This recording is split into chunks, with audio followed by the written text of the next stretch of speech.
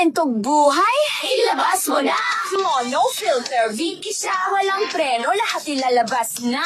Tawaman o luha, sama-sama, dito sa usapang totoo, tara na! Minsan kasi, may na-encounter din ako na scholarship na gano'n.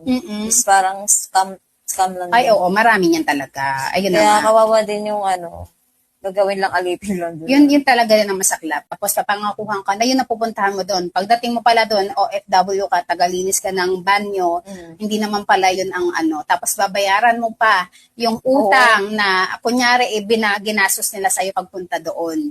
So masaklap talaga. Pero marami pa rin naman mga license agency. Kaya yun talaga ang ano natin sa mga kababayan natin. Oo. Pumunta sila sa Dapat mga legit talaga na manpower na pwede silang mag-apply. Although medyo mahirap ang proseso, pero at least naman pagkatapos naman yung tamang lugar, tamang trabaho ang pupuntahan pa. Hindi naman natin masisisi din yung mga ating mga kababayan, lalo na yung mga galing probinsya. Talagang madali talaga silang mapayes sa mga ganyan. Ako, taga-probinsya din ako. Ay, saan ba palang province mo? Sa Cagayan de Oro. Ay, bati mo yung mga ating mga kababayan sa Cagayan de Oro, yung mga kamag-anakan dyan.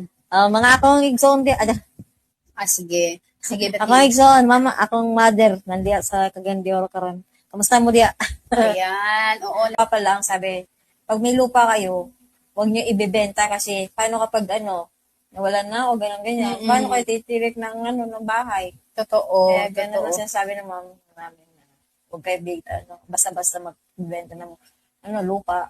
Alam mo, sa tono ng iyong mama, parang pinangarap niya rin talaga noon magkaroon ng sariling tirahan. Nakagisnan nyo na ba na talagang nangungupahan lang kayo? Oo. Ilang years na din kami nangungupahan. So, nung lumalaki kayo, nangungupahan lang talaga kayo ni mama. Na kayo hindi nagkaroon ng chance na magkaroon ng sariling tahanan. Yung sa amin sa side, oo. Nagiging emotional ka, friend. Oo, kasi nga, friend, talagang gusto nating mga anak, maibigay natin yung pangarap ng magulang natin, no? Ay, si mama mo naman iniisip niya rin yung assurance nyo, na parang, meron kayong sariling tahanan na hindi kayo mapapaalis or hindi kayo kumbaga kung saan na lang lilipat dito, lilipat na naman, ganon. So, ang hirap kasi niyan, di ba? Yan, is either, papagasin kami, or, yung parang, mahirapan ng, parang agaan yung parang bayaran agad-agad. Tapos, pag uwi mo naman, init, di ba? Grabing araw nung nakarang araw, sunog ang balat. Nasa bahay nga lang ako. Tirik na tirik. Magtipid kasi ang mahal-mahal ng bayarin ng mga bills, 'di ba? Parang saan ka na lang hihinga? Okay. 'Di ba?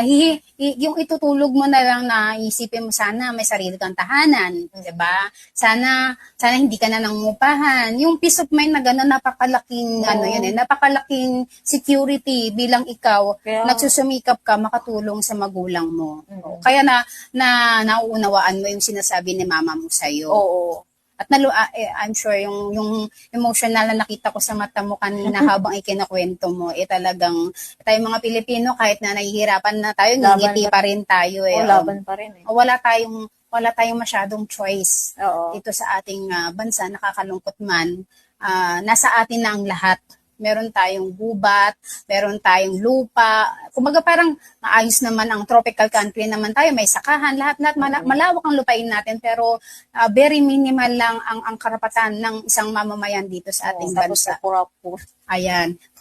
Dapat pantay din na yung mga nagre-rent na matagal na dyan sa lungsod, dapat qualified na din kami kasi nga kaya din namin magbayad. It's just that na halangan lang namin ng konti lang babayaran sa pabahay, gano'n.